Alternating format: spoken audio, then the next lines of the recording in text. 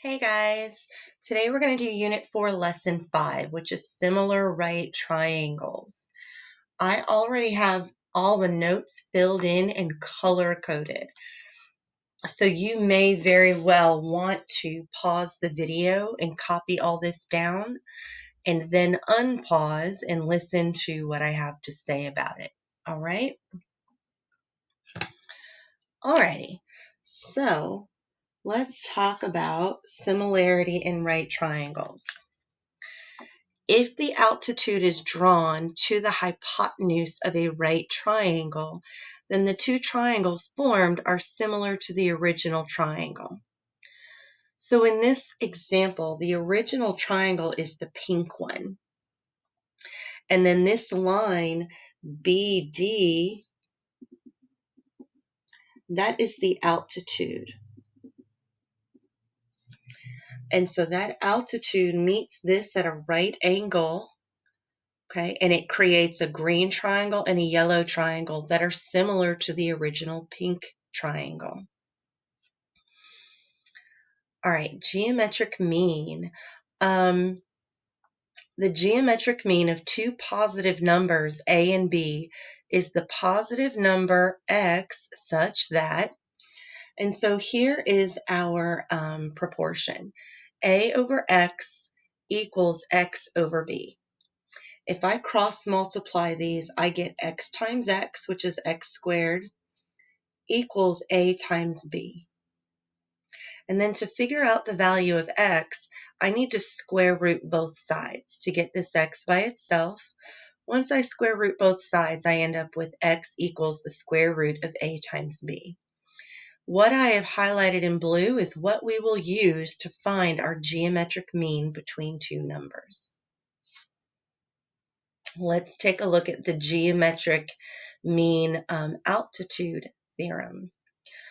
So if the length of the altitude, BD, is the geometric mean of the two lengths of the two segments here, then the altitude squared equals the large segment multiplied by the small segment. And I've kind of highlighted to color code everything happening here. Okay. And then finally, the geometric mean, the leg theorem. The length of the leg of the triangle, so the legs of the big triangle here are pink and blue. The length of the leg of the triangle is the geometric mean of the lengths of the hypotenuse and the segment of the hypotenuse adjacent to the leg. So the hypotenuse of the large triangle, regardless of whether it's the pink leg or the blue leg, is this orange AC. That's the hypotenuse. And then if I'm using the pink side, I use this adjacent yellow leg. Or if I am on the blue leg of the triangle, I use this green adjacent leg. And so there are two different statements formed. So let's go ahead and take a look at some examples. Again, you want to have paused this so that you could jot it all down. Example number 1. Okay, this is going to be using our similarity in right triangles. We're going to solve for x. So I know the small side of the small leg of a triangle, a right triangle, and I know its hypotenuse. I also know the small leg of this outside triangle, and I also know its hypotenuse. So there's two ways that you can set this up. Okay, you can do yellow triangle to yellow, pink to pink, and then just compare the hypotenuse, small hypotenuse to the big hypotenuse, or small triangle on top, big triangle on bottom, to the short legs, small triangle on top, big triangle on bottom. So this is comparing the hypotenuse to the short legs, where I have the small triangle on top, or the inside triangle, and the outside triangle on the bottom. Another way that you can set this up is the inside triangles, where I have the, right here, I have the small legs matched up to one another, X and 9. And then on the bottom, I have the hypotenuse lengths. Again, the inside triangle and the outside triangle. It doesn't matter which way you choose to set these up. Either way, I'm going to have 12 times 9 when I cross multiply and 12 times 9 when I cross multiply. So let's go ahead and solve this together. Okay, so I'm going to solve both of these at the bottom here. So both of them, when I cross multiply, 12 times 9 equals 108, and 15 times x is just 15x. And so now I'm ready to divide both sides by 15, and the value of x is 7.2. All right, so that is my example number 1 using the similarity in right triangles.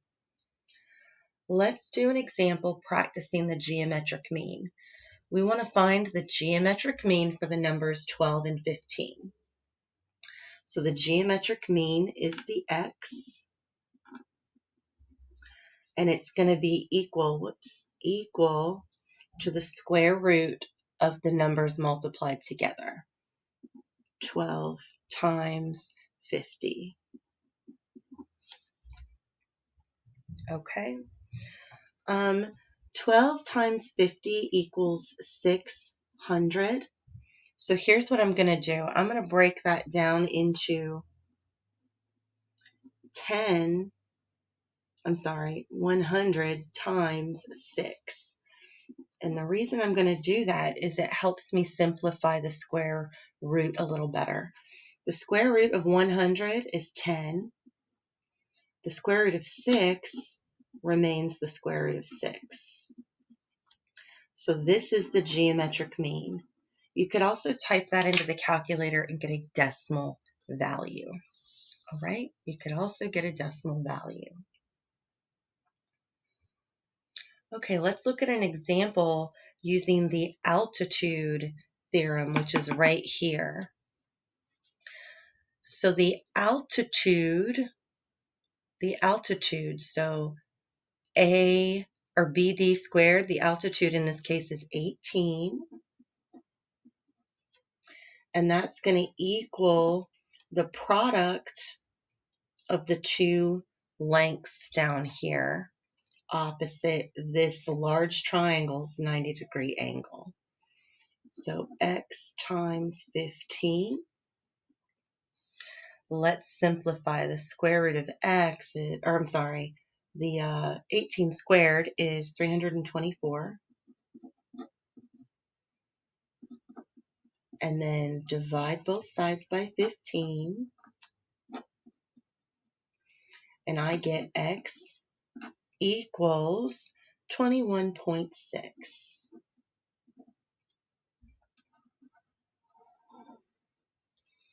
All right, and that is the geometric mean, okay?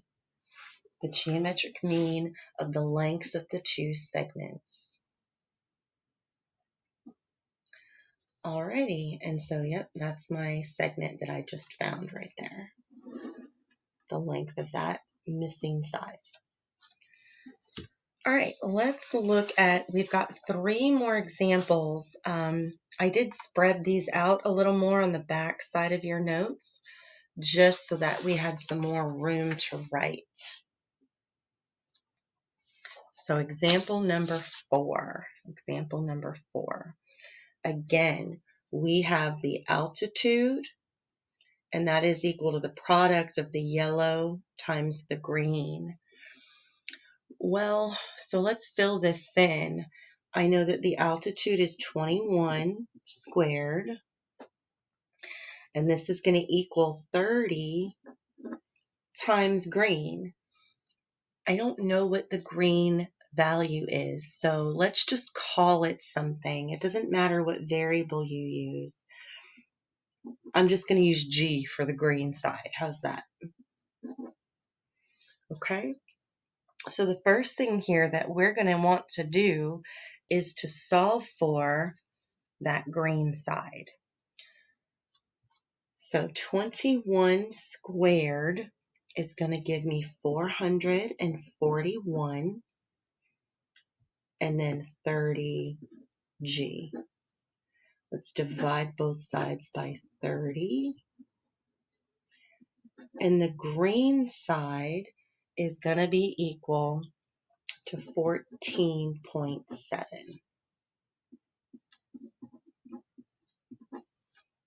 All right. If I'm going to stick with the color coding that I've been using, the length of the entire side is really what they're asking me for. It's the X, right? So X, in this case, is going to equal the sum of the yellow and the green together. So 30 plus 14.7. And that's going to give me 44.7.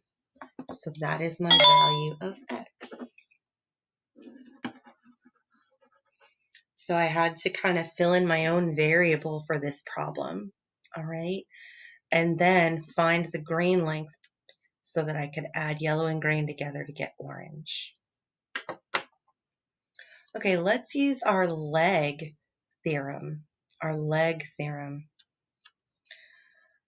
The leg theorem states that the length of a leg of the triangle, so here's the leg of the triangle, is X.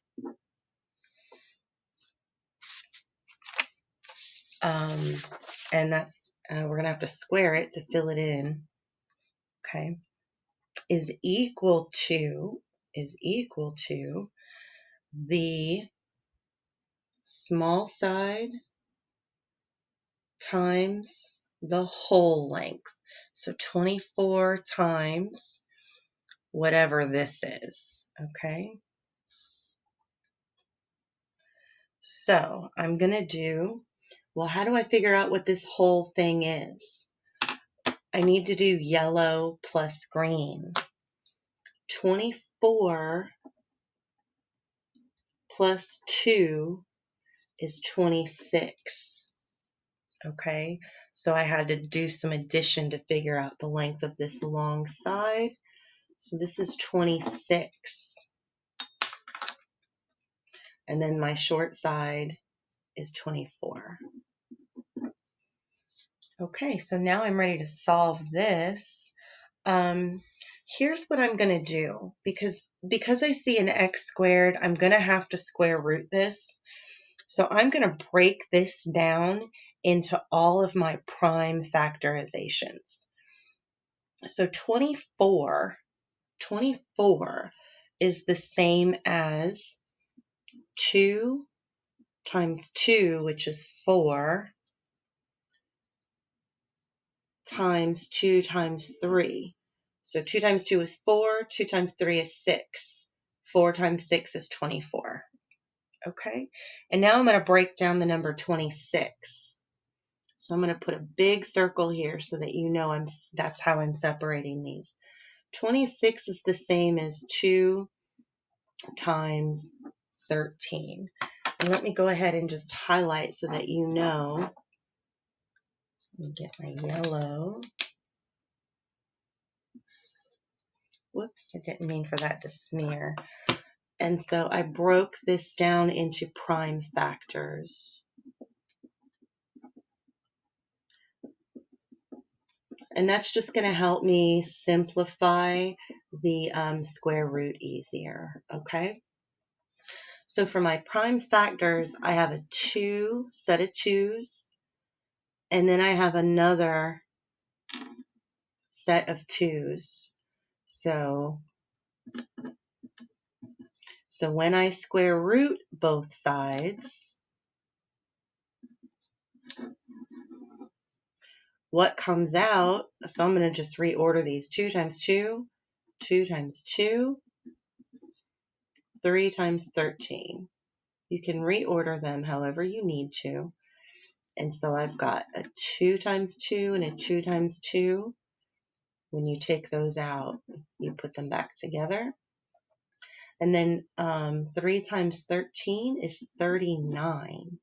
And so that stays inside there. Okay, so x equals 4 square roots of 39.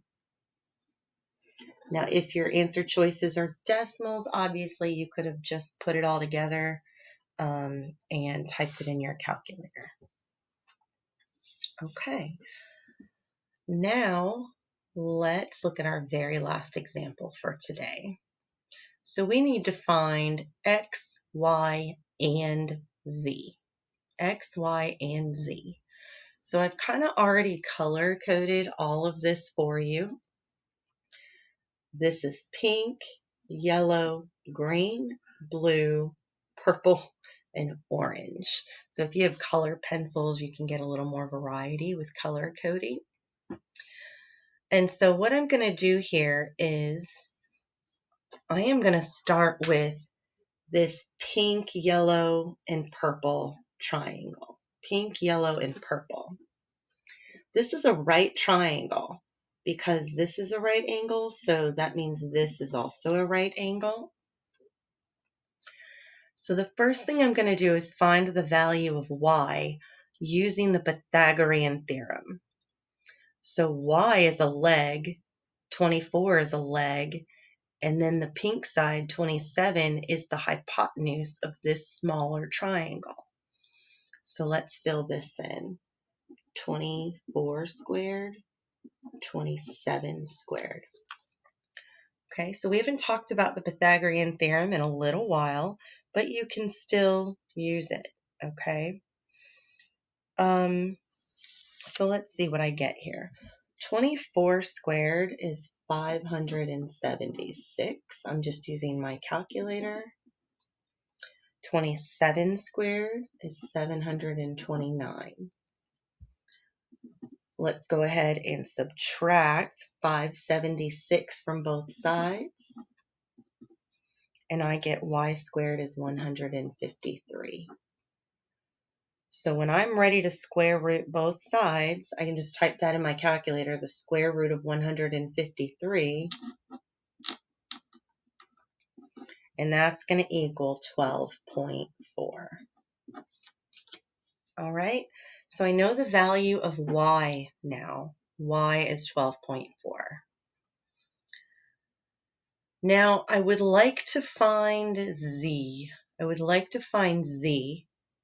To find z, I'm going to use the leg theorem, but I need to, before I can do that, find the length of the green side. Well, before I can find the length of the green side, I need to know the value of x. So let's go ahead and solve for this x first, okay? So to find x, I know the hypotenuse of the larger triangle. That is 27. And the formula has me square that. And so that is going to be equal to the length of the small part of that triangle times the whole part of that triangle. So 24x. And now let's simplify and solve this for x. Again, we've already done this. 27 squared is 729. And then let's divide by 24. So my value of x is equal to 30.4. So let me go ahead and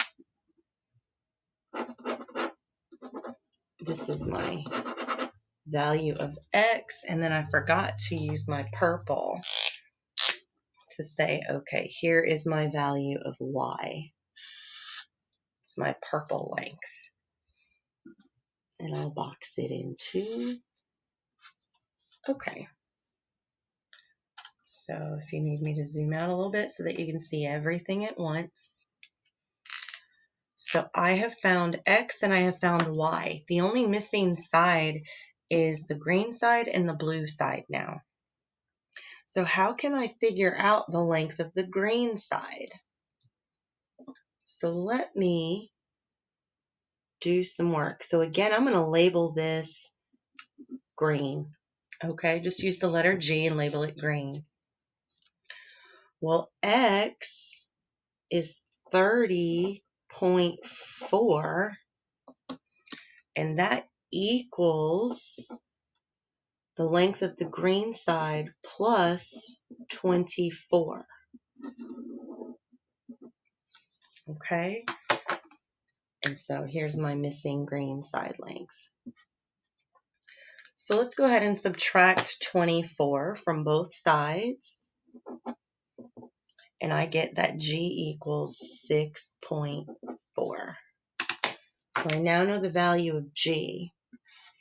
I needed to figure that out before I could fill in this theorem down here, okay? So G is 6.4.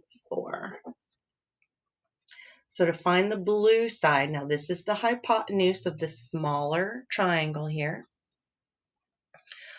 Or you could say it's the leg of the larger triangle. So the leg, the small leg, is going to be Z squared, the leg squared, times the adjacent leg, which is G, green, so 6.4, times the length of the whole outside, which is 30.4. So now let's solve this for Z. Solve it for Z. So I'm going to type this in my calculator, green times orange. 6.4 times 30.4 is 194.56. And so Z is going to equal the square root of that. And if I just type that in my calculator, I get that Z equals 13.9. And that is my blue side. So not only did I have to solve for X, Y, and Z, I ended up having to solve for this extra little leg as well. All right, so that is the most involved type of problem that you should expect to see. And that one kind of it used lots of stuff, okay? All right, kiddos, there is a practice assignment posted for you onto Canvas. So go ahead and get some practice on, and then I'm here. If you have any questions, please let me know. All righty, until next time.